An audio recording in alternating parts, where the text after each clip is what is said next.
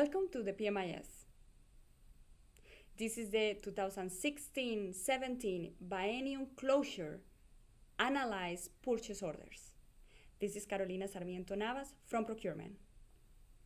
This is going to be the location of the job aid, Biennium Closure Analyze Purchase Orders.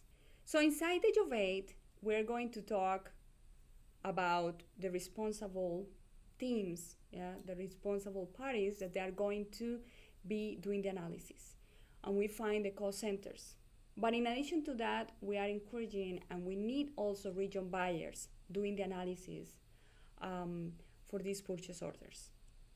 We will have program budget funds, non-program budget funds, and the job aid is going to specify which ones belong to each one of them, because each one has certain limitations.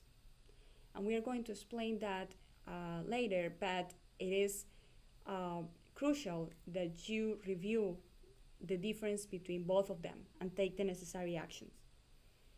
There is a report, which is the Pro 505 Open Purchase Order Lines, that will help you with the analysis. Inside the job aid, there is a link that you can click on top, and it will display all the funds that belong to the program budget and all the funds that belong to the non-program budget. So let's talk about the differences between both of them. Here is the program budget, and the program budget, called PV funds, they are biennium specific. It means that you can only use it or use them within this biennium. They cannot cross to the next biennium. And we have the non-program budget, yes, that they don't have biennium dependency. It means that those current documents that you have in the system with the non-program budget, you don't have to take any additional actions. They can cross biennium. There is one specific funding. It's called Post-Occupancy in Charge Fund, called also HO, which belongs to the non-program budget, but because they are biennium specific, this one is going to behave or is going to be considered as a program budget. You need to remember this when you are doing the analysis. Now, we have the list of funds and their classifications available inside the job aid.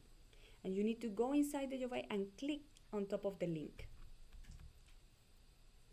Now, in the existing documents, yes, we cannot have obligations with Project Plan Task 1617 and 1819 in the same document. Yes, for PV funds, you must split that current document into two contracts, two purchase orders, for example. Yes, and one for the implementation of the amount in each biennium. It means that that program budget, that document with the program budget, will have to be the current, has to be only for the portion, yes, in the current biennium, meaning up to 31st December 2017. And you need to create a new document, a new PO. It could be a PO or a CON in the system with the 2018-19 PPTs for those deliverables in 2018.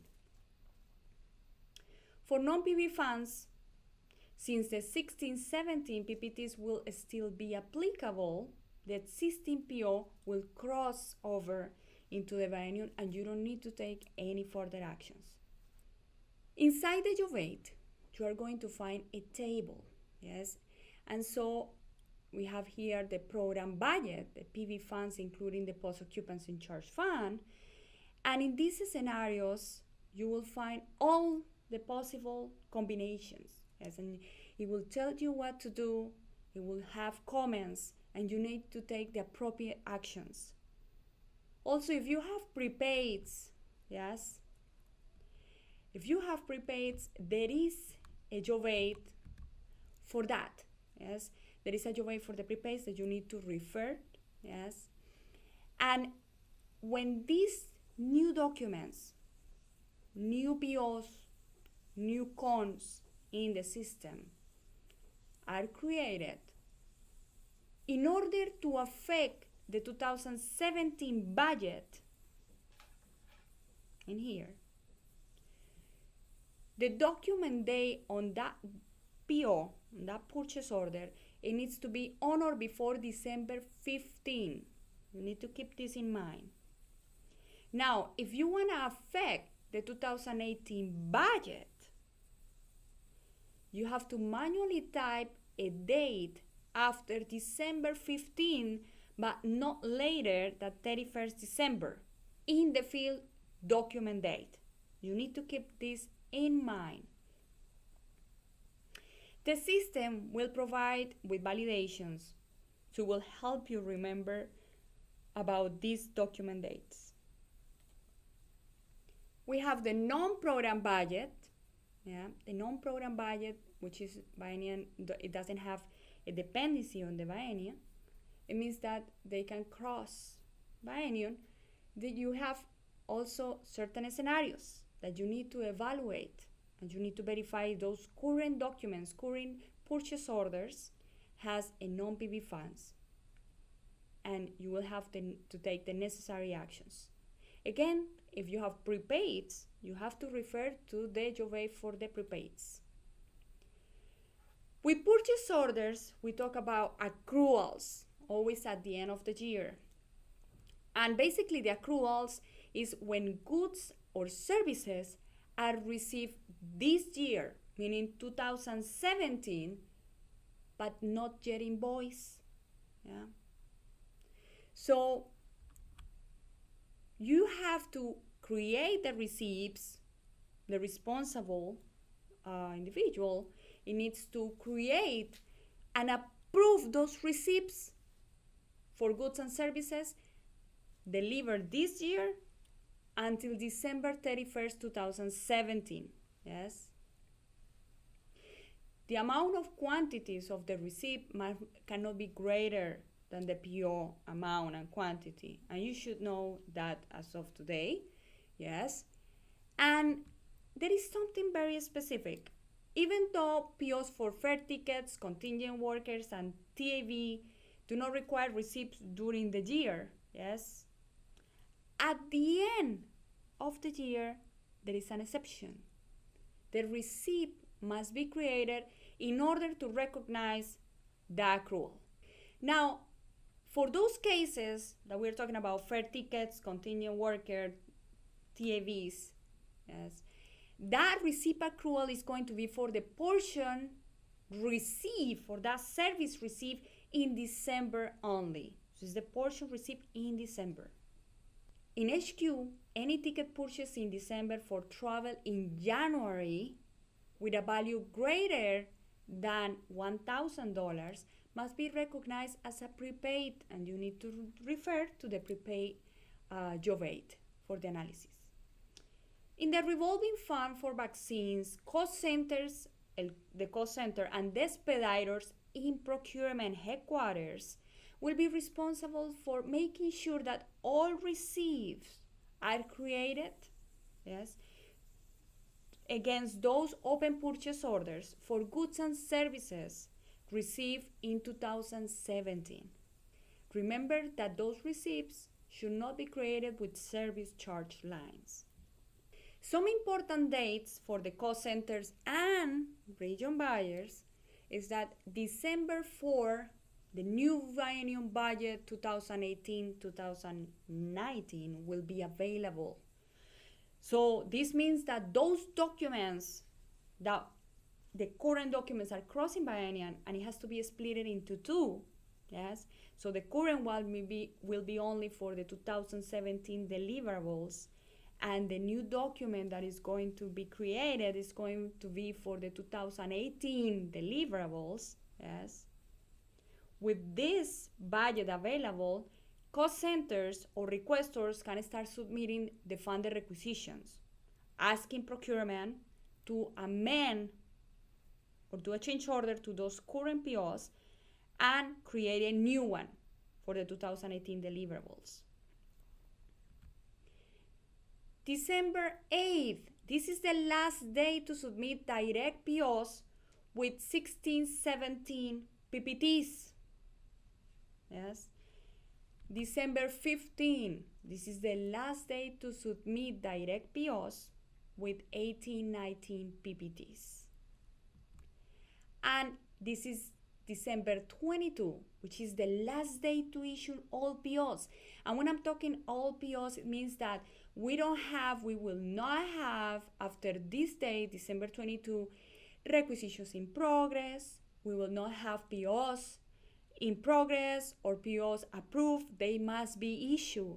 And we cannot have SCONs, for example, in progress. They have to be approved. So everything by December 22 has to be finalized. PV funds with 1617 PPTs, goods and services, must be delivered in 2017. When we talk about PV funds with 1819 PPTs, is for goods and services delivered in 2018. Non-PV funds with 1617 goods and services can be delivered this year or next year. And non-PV funds with 1819 PPTs, goods and services, must be delivered in 2018. On December 31st, that's the deadline to have all the receipts created and approved. They must be approved by 31st December. They can be received for goods and services that they were received, but remember the accruals. If this is an accrual, that receipt must be created and approved by 31st December. This is the report that is going to help you with the analysis.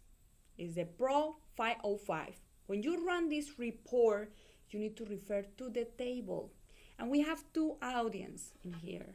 We have the audience of the cost centers.